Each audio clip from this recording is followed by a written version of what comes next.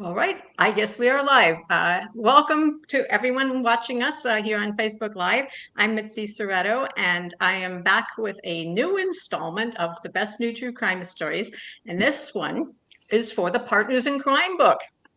There you go. And I'm joined today by contributor Jason Haff, who's coming to us from Ohio. Hi, Jason. Hello, Mitzi. Hello, everybody. I'm so Great to be glad here. you finally came on. I think I had to twist your arm a little bit to come on. Yes, I'm a little reluctant about these things, but you make it painless, so that's good. You've got all the bruises on your arm to attest to it, right? Right, exactly. Well, I'm Happy to I'm be here. also glad that you're on because you were actually in another book, which I will flash to our viewers. The Best New True Crime Stories: Crimes of Passion, Obsession, and Revenge. But we're not talking about that one today. We're talking about this one, just to clarify.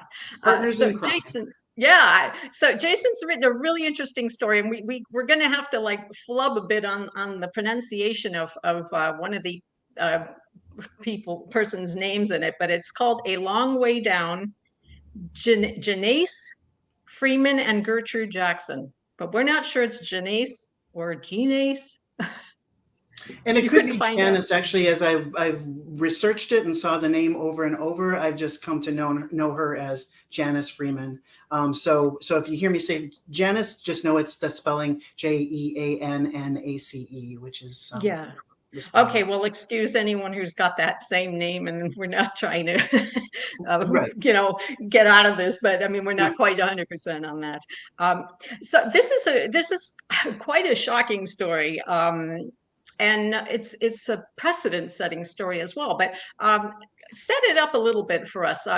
Give us when did this take place, and where did it take place?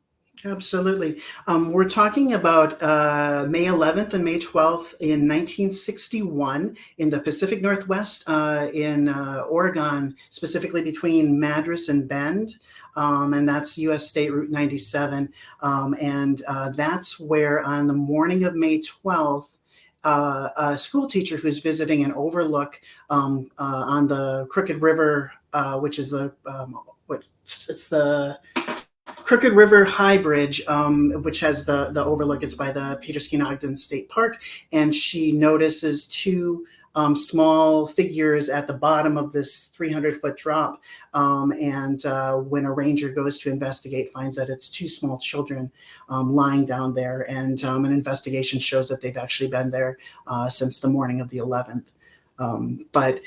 So we're looking at a 1961 Washington State, or excuse me, Oregon, up in the Pacific Northwest, and it's after some investigation because they initially didn't know who these two children were, but they tied it to two women who were driving from Madras, Oregon, and they found them in California, and that was Janice Freeman and Gertrude Jackson. And the two of them, that they actually had a romantic relationship and were a couple. So this is a pretty isolated, well, not exactly isolated, but this is very away from anything. I mean, it's not to make a joke about it, but I mean, a great place to dump a body off of this bridge into a gorge. Yes, and it occurred in the pre-dawn hours of May 11th too. So it was a middle of the night thing as well. And it's these women's it's Gertrude Jackson's two children. And Mitzi, I don't know if you want me to get into sort of the story of the motive why, or we wait on that a little bit. Well, we'll get into that in a minute. I mean, obviously, this is something that they probably anticipated these bodies weren't going to be discovered so quickly. I mean, wouldn't you assume so? You know, Right, because normally when someone dumps a body, they're kind of hoping it's not going to be found. right. Yeah, yeah. Sure. Well, so we've got Janice and Gertrude, and so these women. Tell us a bit about how they actually met. I mean, how they came together into a relationship. Because I mean, we're talking the early 1960s, and you know, this was pretty closeted stuff back then. So how did these two women actually find each other? You're right. I should mention that at the time of the crimes, Janice is 19 years old and Gertrude is 33. So there's an Okay. age difference there, and both of them have backgrounds that no one would really desire. Gertrude Jackson came from poverty and moved various places. Had a marriage, and the husband left her, and the son went into a foster home, and then she met another man named Jackson, Otis Jackson, and they had two kids in a common law marriage, and he left as well. So she's basically moving from place to place to try to find a job. So so not happy circumstances, a hard scrabble life. And with Janice Freeman, what we learn is that there was really horrendous sexual abuse starting from a very young age with her and her sister from a stepfather. And so that certainly contributed to the delinquency that she had growing up. She was in and out of a lot of public schools, and eventually wound up as a ward of the state, and went to a sort of a correctional facility, like a juvenile delinquency center, until she was 18. So when those two met, it was at a party in that spring. I think it was March of '61, and Gertrude Jackson was the neighbor of Janice Freeman's sister. She was the neighbor of her sister. So they kind of met at a party that way. I'm guessing that the relationship kind of went through the same sort of behind closed doors, not overt relationship that you would find in the 50s and 60s with a same-sex relationship. Although I think that family and those who were kind of in their orbit might have known that they had this. I guess one thing that I should mention too is that, I mean, ironically and sadly, one of the things that I uncovered was that she said that Janice came into Gertrude's life because Gertrude saw her as a potential babysitter and child caretaker for her. So because again, she has no husband, and she's looking for support wherever she can get it.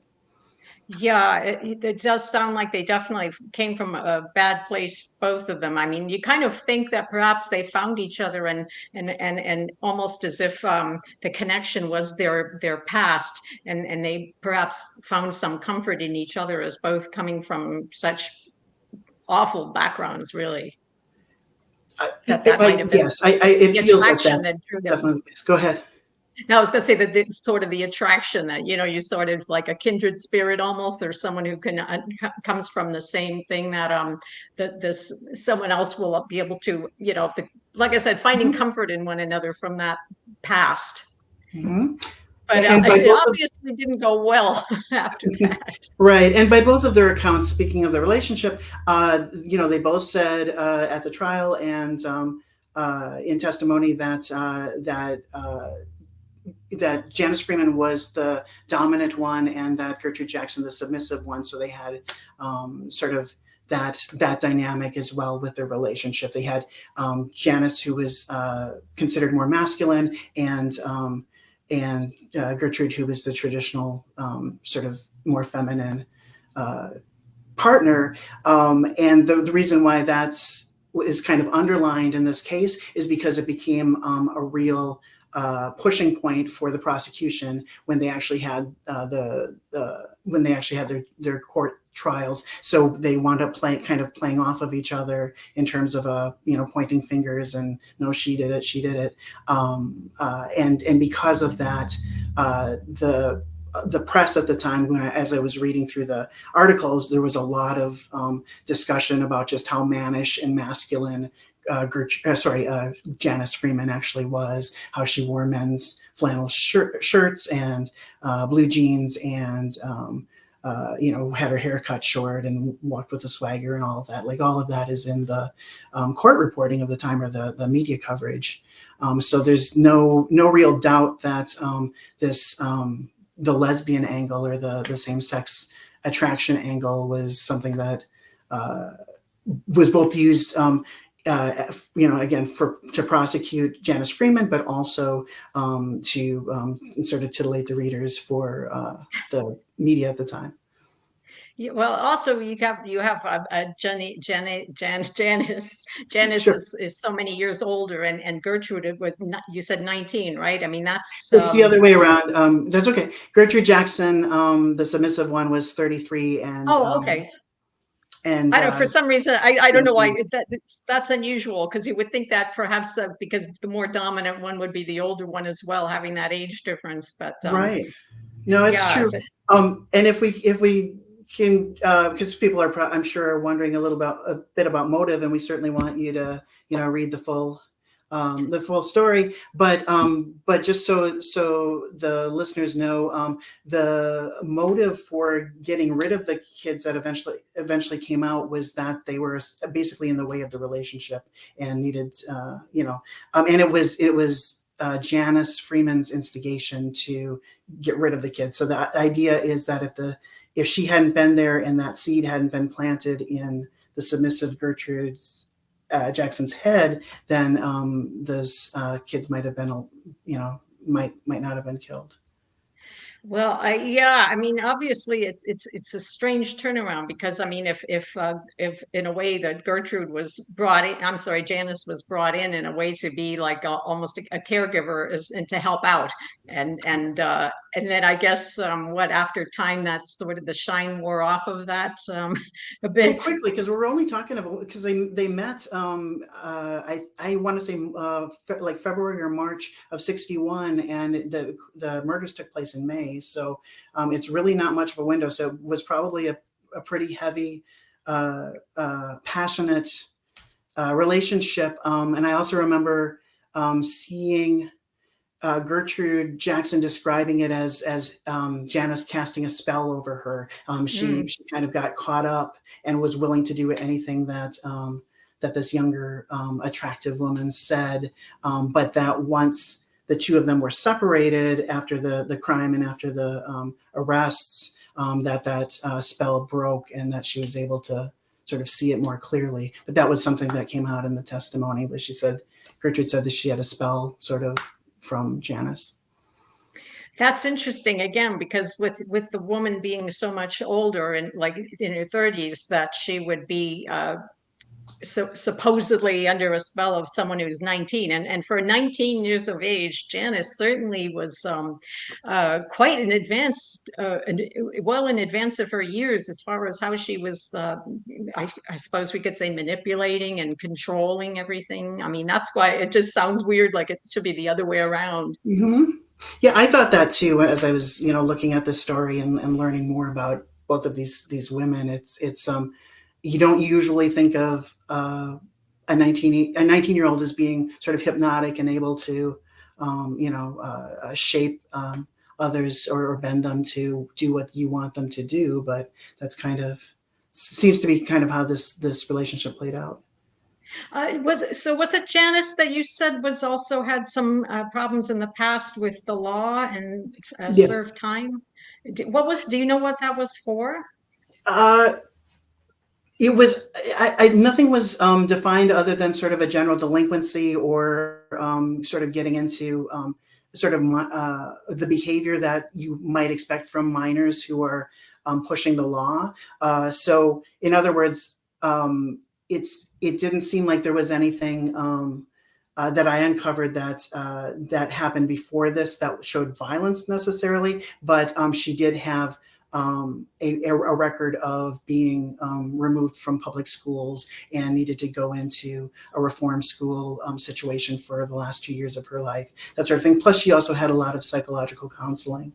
So while I can't say exactly what the problems were, what the crimes were that built up her record of delinquency, I do know that she did have sort of those societal problems that, or the sort of the societal pushing out, or reacting against society that made her trackable by law enforcement. So she obviously picked up a few things over time. I mean, being, incarcerated or in and out of reform schools and whatnot. And it sounds like Gertrude was, as we were saying, a more of this traditional female at that time frame. I mean, other than the fact that she wasn't, that she had, like, I don't know, but you said she had one husband, she had a child, and the other was a common law, right? Yes, Which common law marriage in the early 1960s wasn't quite looked upon with respect as, with this and protections that it is now. But true. so I mean, it seems almost as if she wasn't that sophisticated or savvy to me, despite And her if age and despite her relationships in the past.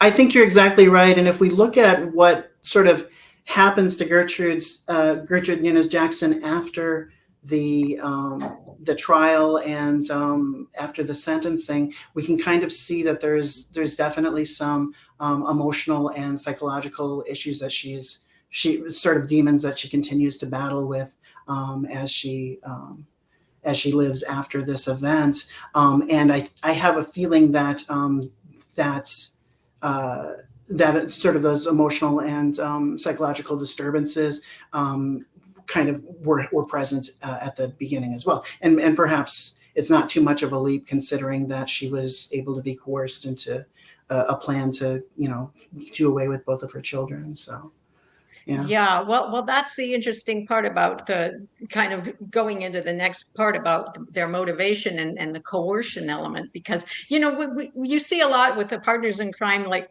there are other stories in the book as well that, they're all, they're in a relationship, they all love each other, et cetera, et cetera. But when they're finally caught out, suddenly that's that finger pointing and the love flies out the window. And that's pretty much what happened with these two. But so we're talking about a short period of time that they everything's fine, they accept the fact there's two kids in the relationship, and then suddenly the kids are a pain and they don't want them around anymore. So who supposedly came up with this plot to dispense with these children? So you ask one woman, and it's the other woman who did that, or who came up with the plot. That was the story, but what the court testimony and what Janice Freeman's trial, I think, sort of massages out is closer to what it was probably the truth, which was that on that morning, the night before, they had discussed. It says that Janice Janice started the conversation about saying we need to get rid of the kids. They had discussed leaving them with a foster family. They discussed leaving them on an Indian reservation to be brought up. And then it was, according to Gertrude Jackson, it was Janice Freeman's idea that they could just kill the kids, dispose of the body, and that would give them more time for themselves. The reason why I say that that's probably closer to the truth than the other way, which is Janice's testimony or Janice's suggestion that it was Gertrude who was the mastermind behind all of this. The reason why that's more difficult to believe is because Freeman's testimony changed multiple times, and that's actually one of the more damning things that was brought into court, is that they read these conflicting accounts. And she said she was dropped off She was dropped off before the bridge, and that it was Gertrude Jackson who drove and then came back with the kids gone from the car, and Gertrude Jackson just said, get in, and I don't want to talk about it, and drive off. And then there's another version where she said she was actually at the site, and Gertrude threw the 5-year-old boy, the 7-year-old boy off the overpass, and then she said, throw the girl off. So in other words, because there was so much conflicting stories, it feels like it's more accurate, or we can believe Gertrude Jackson's testimony, who actually didn't change. Her story did not change after hours and hours of in court questioning and answers. So Yeah, I have to say, after reading the piece myself, I'm sort of in the Janice was. I feel like she was the mastermind of this, because it just seems like she was the master Svengali, or whatever you want to call her, from the start of the relationship. And this woman who had two children, I just can't see that she would have come up with it. But the fact that she would be convinced and persuaded to do it is pretty extraordinary stuff. Right. And again, in court, she said that it was all because she was asked what was going through her mind or what she was thinking that night. And she said, I was just kind of numb to it all. And that's when she said she felt like she was under a spell and she wasn't thinking clearly. And then once she was away from Janice Freeman's orbit, then she was able to think, get her senses back. True, but that's also a very convenient excuse. And I has think we hear been that. throughout history, yes. Yeah. Oh gosh, now that I'm away from this situation, I realize that was not a good idea. How Or many I, I people have I said that? remember everything up to the moment, and then I just don't remember the actual, Yeah. pulling of the trigger and disposing of the body. But everything Yeah. else I can remember. Yeah, yeah. But I mean, it's just quite a story. I mean, we've got for this kind of crime. I mean, normally, I mean, it's always very shocking. I mean, murder is not exactly a wonderful thing, no matter who's doing it. But when you hear about like a Yeah. parent who's involved in the death, the killings of their own children, that's pretty extreme. Well, I I mean, remember about a week. I gave you the story as a suggestion, and you said yes. Continue with it. And I spent about a week researching it. And I remember writing to you after a week and saying, "Can I maybe pick a different couple because this is a little yeah. too much for me because I can't really find a way to be sympathetic." And you very wisely wrote back and said it's not really your goal to be sympathetic, but to just kind of present this and to try to sort of understand how they got to that situation. Yeah, I remember that conversation that like, well, how can I find anything redeeming about this entire situation? It's difficult, Yeah. but that reminds me that that was kind of the reason why this attracted me for when I knew that Partners in Crime was going to be your topic for the anthology. I thought, what you usually think of is some sort of male and female Bonnie and Clyde type of situation, or the Moors murders couple or something like that.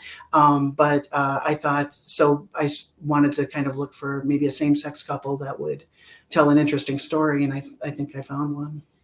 Oh, definitely, definitely. So, I mean, as far as this is a rather unique crime. I mean, God knows there's probably cases that we're not aware of, but I mean, it just seems to me a bit more unique in the whole sphere of murdering. I mean, I Infanticide can't think and of, yeah. one's own children. Yeah. Yeah, yeah. So I think one interesting thing that we were mentioning at the beginning, and about the portrayal of the women, and we're looking at the LGBTQ back in the early '60s. This was just it just wasn't visible, or if it was really like, not, it was looked upon badly. So I mean, Janice, I mean, as bad as she was, you have to find some sympathy for how she was portrayed in the media. It was pretty rough. Absolutely. That becomes a really fascinating component of this. So again, we're talking 1961, and you're absolutely right. It's throughout the trial. Like I say, she was looked at as sort of the Svengali, but also deserving of a masculine fate, which was at the time was she was up for the death penalty, and it's deserving of a man's fate because she was sort of a woman acting like a man, being masculine. But that the media also loved to show Janice and Gertrude in contrast, like I say. So you got the masculine sort of aberrant one, and you've got the contrite, more feminine one. But where this goes, Mitzi, is that 3 years later, in 1964, so Janice Freeman is on death row, and she had 4 stays of execution between 61 and 64, but she never the automatic appeal that went through was denied. So she never left death row in those years. But in 1964, the decision to ask to bring capital punishment to the people and to ask them if they want to continue it via referendum was given in the state of Oregon, excuse me, and they chose to repeal the death penalty in '64. So Janice Freeman and two other people were on death row. Were their sentences were sorry, I want to say excommunicated, but I don't know if that's it. They were brought down to life sentences.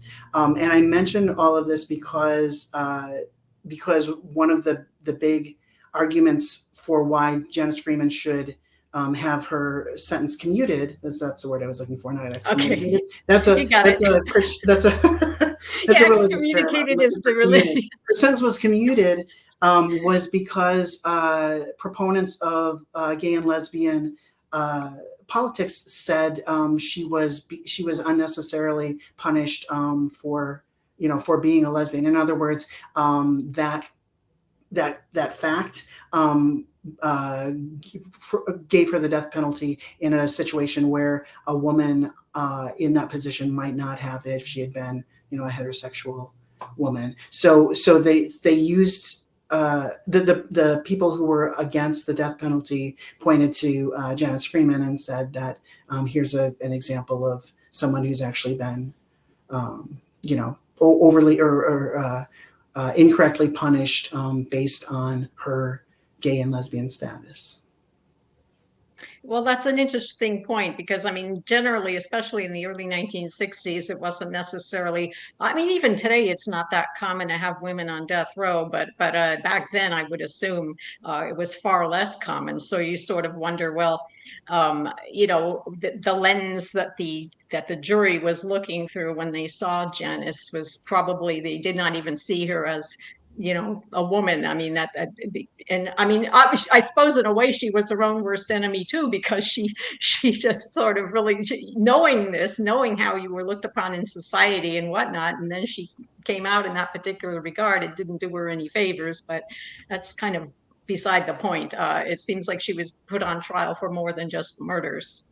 Right, exactly, and that was the case for when people were trying to repeal the death penalty. That was one of the arguments. So they kind of used her as a very strange sort of poster figure for a cause that because it's also difficult to understand that argument, but also to know that by doing so it sort of questions her actual crime, which was that of killing a child. And maybe I should mention that that another thing is that Gertrude Jackson and Janice Freeman, they at first they both pleaded innocent, and Gertrude Jackson was innocent, said that she was innocent due to mental imbalance or mental illness.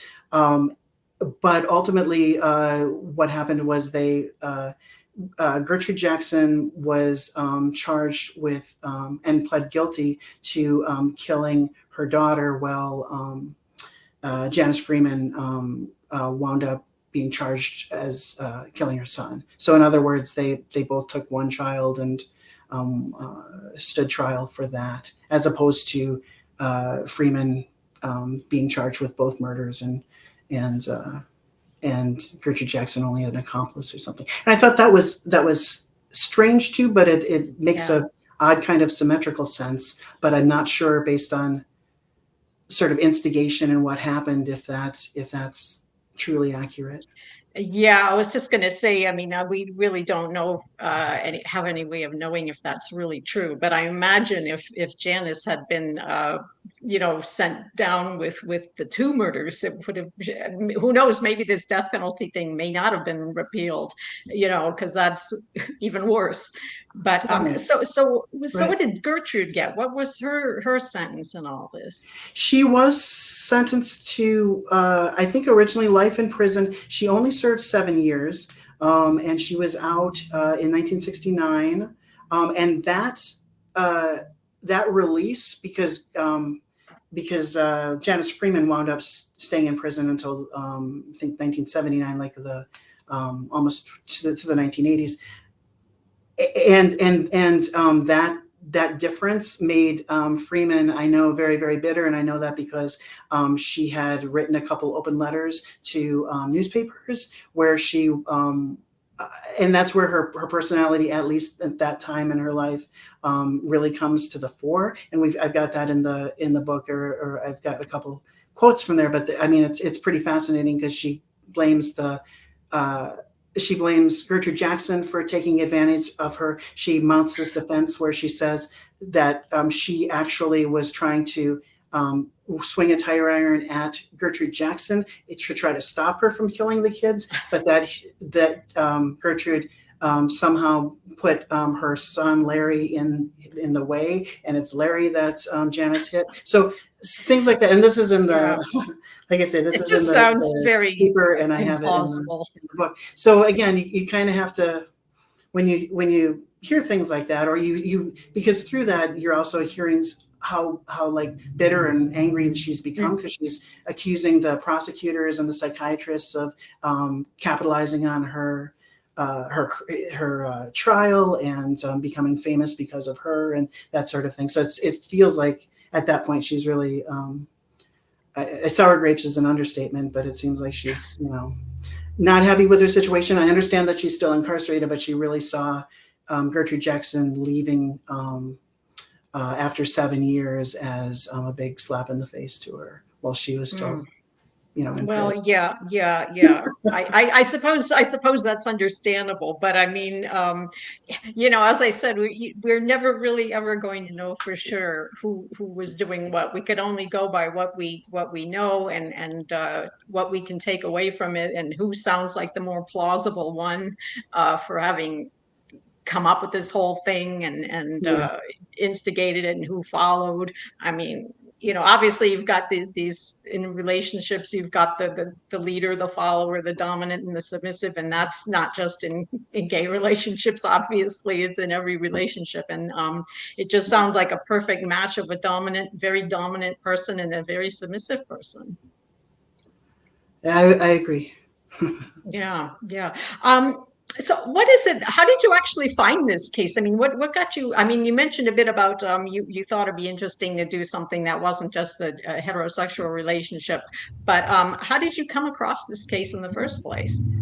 I have a very nifty 20-volume set. They're thin volumes, but it's a 20-volume set of something called Crimes and Punishment, which was published in like around 1973, 1974. And I picked it up for like $10 at a library sale, and I just love it because it's kind of like a 70s Time Life version of like all of these sensationalist crimes, and the writing of it, it tends to have a lot of the biases and the prejudices of kind of what you might expect from like early 70s writing, and I don't mean to focus on that particular era, but I guess what I'm saying is so when it's a story about a pair of women killers who are in a relationship, you can't expect it to be particularly like LGBTQ sensitive in terms of what it is. But it had it was 4 pages of it and a couple of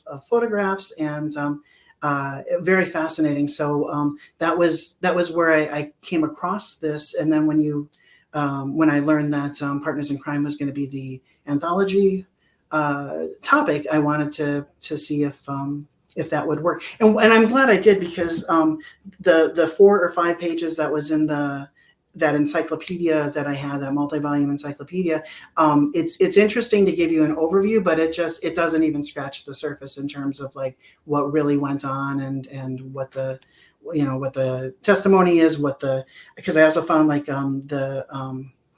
from I think it was 1975, I found a transcript from the correctional facility where Janice Freeman was, and it actually sort of documented what she was doing at that facility from like 71 to 75 in terms of her behavior and in terms of what she was doing as a worker and that sort of thing. So all of those that's what I like about so much about researching the true crime and nonfiction categories is you wind up going down all of these, or looking at all of these documents and all of these different informational pockets, and they often yield like really fascinating things that build to that larger picture. So I'm glad I was able to have that, and it's still super fun to look through the Crimes and Punishment multi-volume. Well, you find something and then you say, well, I think this requires a lot more investigation, because it sounds like they kind of portrayed the cases in a little bit of a pulp kind of exactly pulp and sensationalist way. Yeah. So their whole thing is like there's those books with those ridiculous covers that they used to have. Is usually some gorgeous woman lying on the floor with blood, and then the guy very dominant.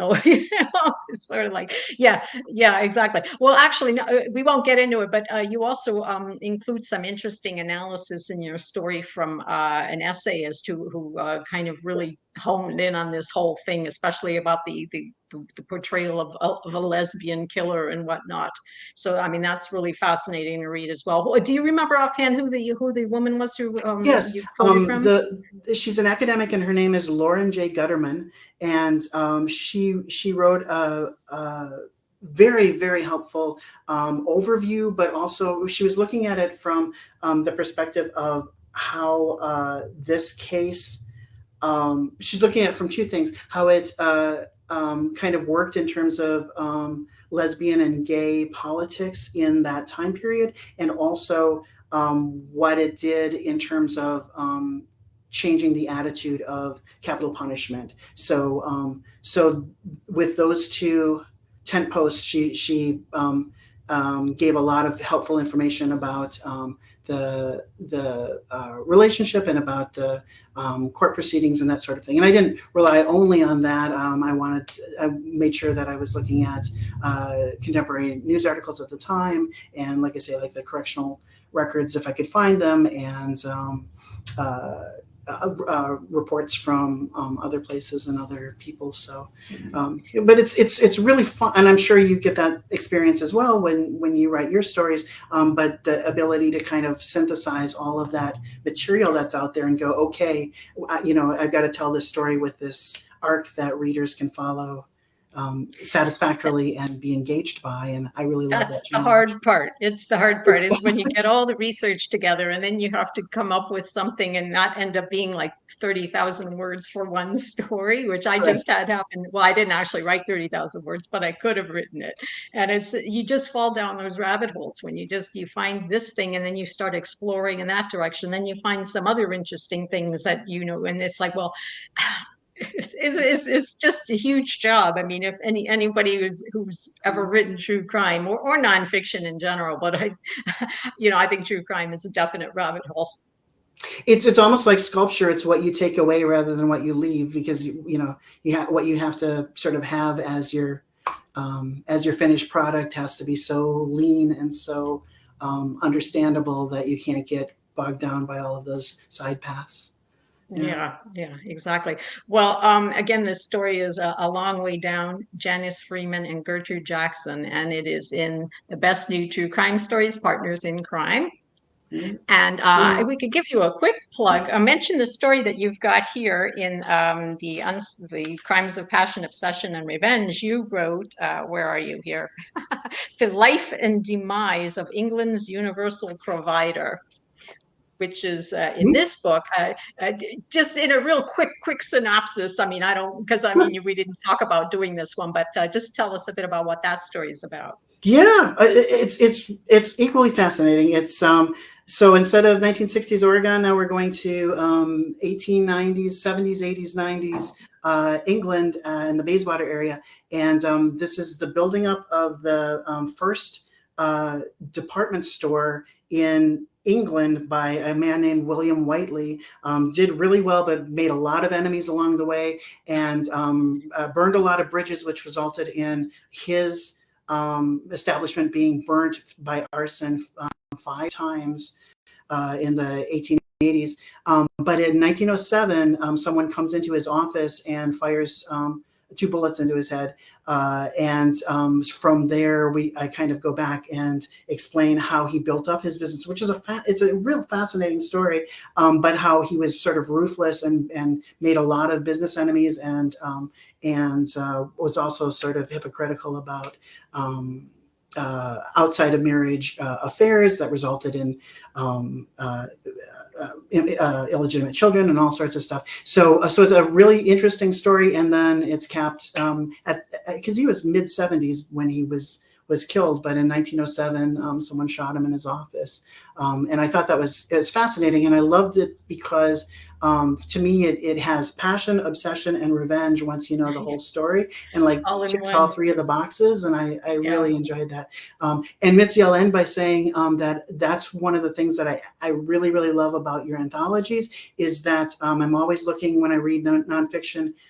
If they're like short stories like this, I don't want everything like just within the last 10 years sort of ripped from the headlines, but I want to be like in like 2017 in one story, and then I want to go to 1880s London, or I want to go to 1960s Oregon, or I want to go to New Zealand or India or other places where you've had other stories in other times. And I always love that variety, and I always look for it because it's always exciting to me.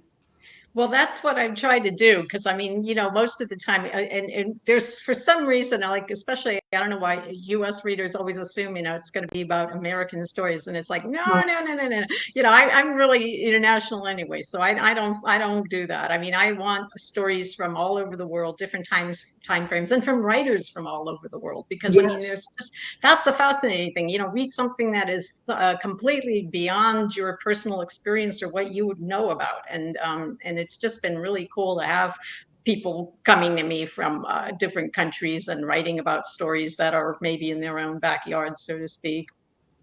And absolutely, it makes for great reading. I love it's a terrible analogy, but like it's like a box of chocolates. It's like assorted ones. It's like you can have a key lime here, orange praline there, and quince slug there. So it's interesting. Box of murderous chocolates. But yes, everything happens to have strychnine or arsenic in it. And that's right. Hang on, we got that covered in a couple of books already. Poisoning. Yes. Oh yeah, wait a minute. We've got that one story about the woman in Victorian England who was poisoning people with the chocolates. So yeah. Yes. Yeah, I think that's crimes of obsession and revenge, right? God, yes, I'm trying to keep everybody straight in here. I'm not even sure anymore. Yeah, no, you're right. Yeah, it's that one. Yeah, but I love that. Actually, I hate to say it, when I was reading that, when I was looking at that, when it was submitted to me, I was feeling like eating chocolate. I mean, this is a bit weird, because it's like it's a motive of killing, way to kill people. And I'm like, I want some chocolate. And with your mix of international writers, and I didn't mean to turn this into a plug, but I guess it's turning into one. With your mix of international writers, it's wonderful to have a variety of voices as well. Because I noticed that there's certainly a uniform sort of reportage style going on, but the writers also sort of bring their own perspectives and their own voices to each of the stories, and I enjoy that a lot too. So I know that there's going to be a little variety with that as well. Yeah, well, I've been really pleased. I mean, I'm just the Partners in Crime here this is book 5, and I mean, as we speak, I'm just looking at the final proofs for book 6, which is, as soon as I give the go ahead, that's going to be going to print, and then I've got to deliver book 7. So early next month, I've got to do book 7. I think I got one more blurb due, and then I can get rid of that for now. Well, congratulations for staying so busy. Oh God, I know. Well, that's what I'm saying about like have to check the table of contents to make sure I'm saying who's in what book because it's like, yeah, it's becoming a Right. bit of a, So do you have any new projects you'd like to tell us about? Anything you're working on? I've got a short story into Alfred Hitchcock's Mystery Magazine just to see if they're interested. I've been batting sort of 50-50 on those, so I'm hoping. And I've got a play that I just submitted to a contest in Florida that is exciting for me. It's because it's my first youth theater play, or written specifically for 14 to 18-year-olds to perform, and it has to do with living in plague times, which is has become very relevant. So I've got people, students who are, or sorry, characters who are trying to do their best to adapt through various times when we've had epidemics or pandemics in the. It's specifically American characters. It all takes place in sort of one high school, but yeah, but it's something that everyone is dealing with, or still the repercussions of COVID, and sort of figuring out how we can get back to normal when it's the new normal, and what that means. So. Yeah, I don't know if anybody who could figure that out is going to be worthy of a Pulitzer, but not a Pulitzer, but a Nobel Prize or whatever. Yeah. You've been doing some work in theater before, though, haven't you? Well, yes, my degree is in playwriting, my master's, and I've had some productions in, or readings, I guess I should say, but also productions in Chicago and Maine and the Midwest. So yeah, to me it's very fun. I guess what I really like doing is taking the skills that I've been taught to tell a good story for the stage, and figuring out how to bring those skills in for both prose writing and for like nonfiction writing, like the stories we're talking about today. Yeah, it all comes, it's interesting how it all just somehow you could draw on things you never thought you could draw on. So Oh, yeah, absolutely. yeah, yeah. Well, good luck with the Thank you. Alfred Hitchcock. I think you and Tom Larson, he's also a contributor. He's been in I think you guys were in one volume together, weren't you? I think we were. Now I'm going to have to be the one who like scrambling on my bookcases to try to figure out which one that is. But I think you're right. No, Tom Larson's name I see popping up in there often. I've had a couple published stories in the past, and like I say, always looking to try to get more in there. So it's Yeah, fun. yeah. Well, good luck. Yeah, and that magazine's been around forever. I mean, it's just a really cool. I used to read it when I was a kid. It's very iconic, and I wish more people, when I tell them that I've got a new story in the Alfred Hitchcock magazine, I wish more people's response wasn't, "Oh, are they still publishing?" Because it's like, yes, they are. It's just, well, but with the death of newsstands now, and Yeah. walk in like magazine and Borders places, it's like it's hard to kind of know what's out there anymore, because those stores have kind of gone away. You can't just go to the Borders rack and pull out an Ellery Queen magazine or something. Yeah, yeah. Oh well. Let's just hope books don't go away anytime soon and No, we're all up the creek. let's hope let's hope they stay, because I'd love to keep writing if you've got future installments, and tell more stories for you. I got to get my crime novel written too. I'm scrambling for that. I keep saying every time I like start on it, I'll go into the zone, then some emergency thing comes up that I got Oh, to do, and then it's like, well, that's that again.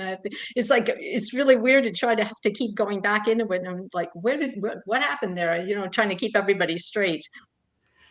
I don't know. I don't do know. you feel like it's notably different than when you're writing for the true crime anthologies? You know what? Fiction is just like a wonderful holiday. Sure. This stuff's grueling. I mean, fiction is just like so simple and easy compared, seriously. I mean, at least you don't have to worry about did you get your facts right. I mean, obviously you're doing fact checking for fiction too. Sure. I mean, you don't want to put something in there that's ridiculous and, incorrect. But for the true crime, there's just so much burden, really heavy burden on to get it as right as you possibly can get it. I So agree. Yeah. Well, thanks so much for coming on. Again, I've been speaking with Jason Half, and he's in the Best New True Crime Stories Partners in Crime. And good luck with everything, and maybe we'll see each other again soon. All right, Mitzi, thank you so much for the invite, and it was a pleasure talking with you. Thanks. Bye. All right, bye-bye.